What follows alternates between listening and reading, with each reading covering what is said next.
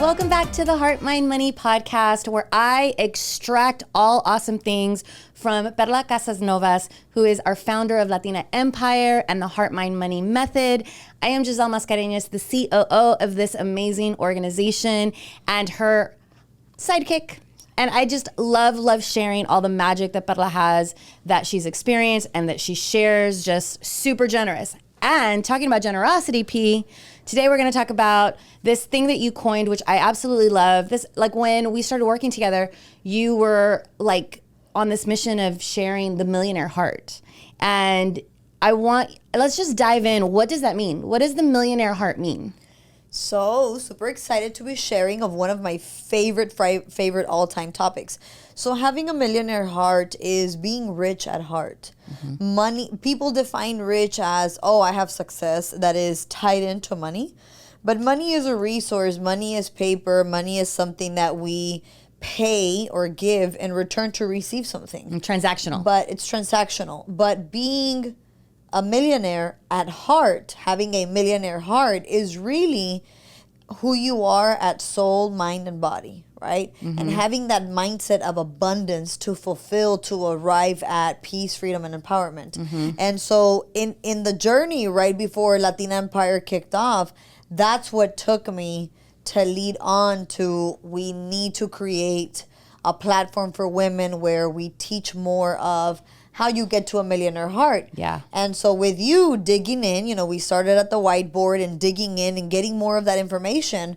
We come to find out that my way of explaining a millionaire heart comes from having a healthy heart, mm-hmm. challenge your mind, and then filling your pockets. Because of course, resource, tangible money, dollars, coins, etc. is important. And it's something that we need for the transactions of the everyday life. Mm-hmm. But it's not everything. So you could have all the money in the world and be super empty. So you don't have a big millionaire heart. Or you can be not that financially rich or not that financially stable. But if you're rich in your heart and you have a millionaire heart, you will feel and have all the potential you need in your mindset to go and conquer your dreams. Pete, so a lot of people who may be listening, and I know that it's hard to hear, like, it's in your mind. Like it isn't in your bank account. You're not defined by how successful you are. But sometimes people who are living it are like, yeah, but that's easy for you to say, right? Like you have the money in the bank and you do have this great life. But at the end of the day, like what could you share with people with like an experience that you've had where you're like, no, like I've been in a situation where there was but if it wasn't for this millionaire heart that I have. Yeah, definitely. Back in 2017, 18, we went through a huge loss and restructure at the state level with one of my companies in healthcare. And at that time, I had to put everything I had in money, savings, etc., and beyond to be able to sustain the company and float. And I did it because I have a passion for it. And there came a time where I described myself, as I thought I never would, as being acid rich, cash flow poor. That means Explain that. Yeah. That means that you have your assets, you have a net worth, but it's all stuck in your assets, like properties, buildings, homes, vehicles. That doesn't give you liquid, etc. That doesn't mean liquid. And you're cash flow poor, which means that you are getting the cash to sustain your operations. You haven't gone bust yet, but everything that comes in goes out. No, it goes out. It goes out to sustain, the wheel that of the no extra, the tract of life that you had at that time. So I remember one time I was at my parents' ranch and I had the last $100 liquid bill from my bank account and I cashed it. So my account was like 00, like 1 cent or something, who knows. And I had the $100 and I told my dad, these are the last $100 that I have. He said, what do you mean? I said, these are the last $100 that I have in my possession. He's like, what are you going to do? And I said, nothing, because I started from nothing. I started from scratch. I come from a $10 crib. I became a multimillionaire by the age of 24. And I have all of this, and I have a Lamborghini parked in my garage, and I have a mansion, and I have my buildings, and etc. But I only have $100 cash. I'm not worried. I'll make it up again. But at that time, of the day, in that day, I only had $100 for like, imagine if no other monies would come in, like that's it. But you knew in your head, like, wait, I'm alive. Tomorrow's another day, Yeah, and like, I have, I'm gonna and be okay. I'll and I've do it already again. done it. I've done it. I can do it. And I was not afraid to lose it all and put it all on the table because I know the passion that I have for this company, the reason why therapy is so needed in this perspective, and I'm not afraid to lose it all and start all over again. Like a car, a motorcycle, a big home, that doesn't make me. It adds value to me. If I have it, awesome. It empowers you. But to if do I don't more. have it, it's not the end of the world. Like I'm not gonna like freeze and debilitate myself. So if the people that are listening right now, let's say that they're like, oh, I am in a position where I don't have a lot of extra. I have enough, thank the Lord, to like pay my rent or pay my mortgage or whatever, and eat. But I feel, and tell me if I'm right, but like I feel like people stay stuck there because all they're thinking about is the fact that they only have this. Yeah, because when you get into a mindset of scarcity, like I don't have enough, what am I gonna do? You start to stress, and starts to become your reality, and you stay in that scarcity mindset, and so what you believe you attract, and so what do you think you attract? If that's what you're believing, you're gonna attract more scarcity. So how do people get out of that? What are some tips? Like, what would you tell somebody that was sitting in front of you and going, like they're sitting there and they're going, I am doing the best that I can, and this is all that I have, and I never have enough. Like, what would you tell somebody? So what do you want? Like, which people don't ask themselves that. What do you want? Do you want to aspire to something big, put a number to it, and make an action plan? And what are you doing in actions to get to that? Mm-hmm. So if you have stuck in your head that you're envisioning, $1 million mansion, but you're not doing anything to get there, if you're not doing any actions to get there, if you're not changing your mindset, if you're not obtaining the skills you need to get there, then don't overpromise yourself what you can't deliver, right? Is it attainable right now? Is it attainable? Or, if not, don't even stress. Now, I have sat with people that are so stressed about their finances and they can't handle it. And then you ask them, is this what you want? No, I live fine with what I have. So then why are you overstressing? Because they're defining themselves from what they see outside of themselves. Yeah, no, and it's not in reality. Like, do you want a bigger house? No, I'm fine. Do you want a better car? No, I'm fine. Do you want a vacation more? No, I'm fine. So why are you causing scarcity on yourself if you don't want more? Where does that come from? So enjoy the content. It comes from voids, from issues that they have in other things of their life, and they wanna smoke screen it with that scarcity on the finances to deviate the focus on the other real problem, which is maybe in their relationship or maybe health-wise or something else like that. Or maybe they don't even know what exactly it is. It's just something that's embedded in them that they need to go and clean out. Yeah, correct. Wow. What I love most in being in your orbit is the fact that you, no matter what is being thrown at you, it'll be maybe 5 seconds that you're sitting in something that you act normal. I say 90% of us we'll get stressed out, blah, blah, blah. You 5 seconds.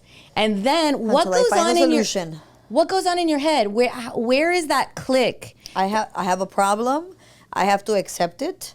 I assume responsibility. Identify it, Identify the problem. You accept it to get to the solution, and then you implement the solution.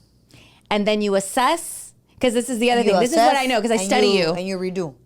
You assess, you pivot, and then the cycle starts again. Yes, all the time. It doesn't stop. So I believe in just analyzing myself, that the void that people, or the thing that people lack doing, that I started to do very strategically since being in your orbit, is identify and accept. You can't control. Identify and accept means turn it towards you. Take responsibility of what you can accept responsibility for. Well, at the end of the day, we're responsible, period, for ourselves. Correct. So how we act, how we react, what outcome, the outcome of anything is literally based on how we reacted. Correct. So a crappy situation, a shitty situation can happen. And if you're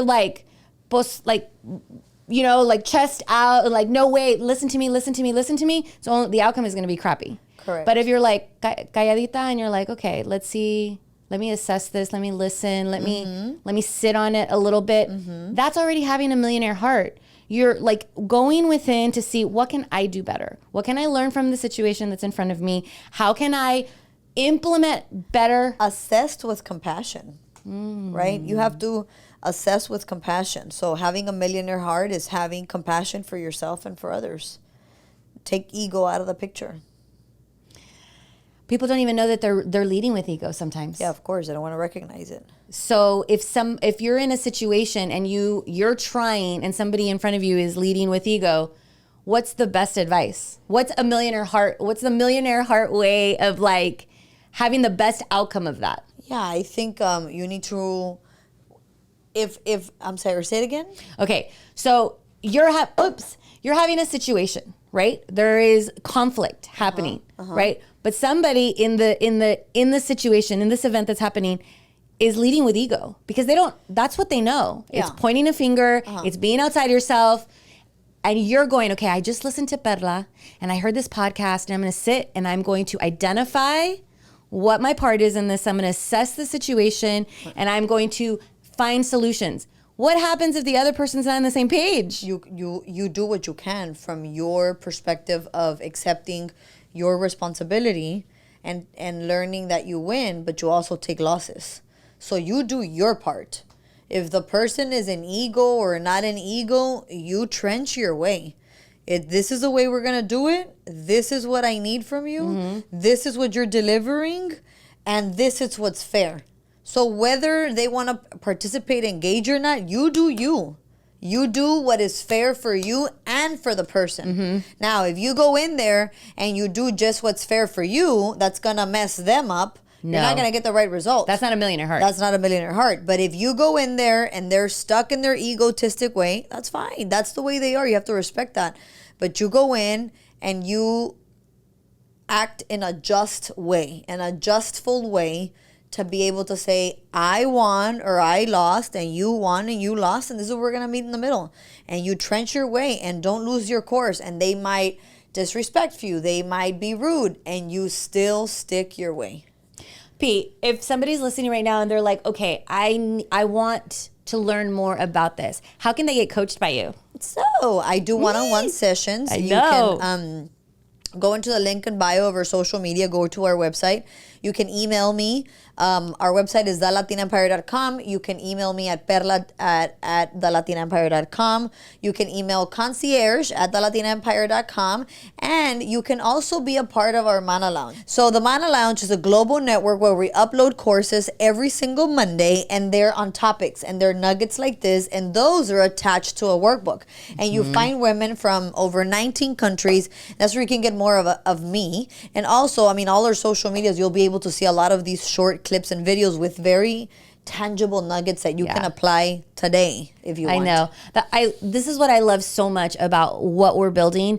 The fact that you give so much of yourself and you do it in a way that people win every week. All you have to do is like, okay, I'm going to start Monday up really strong. I'm going to pick one of the courses. It doesn't matter which one you pick. Yeah. Pick one of the courses and you're setting yourself up to win because they're implementable nuggets. They're actionable nuggets for you to feel the success in the moment. Yes, indeed. I love it. Okay, Pete, thank you so much.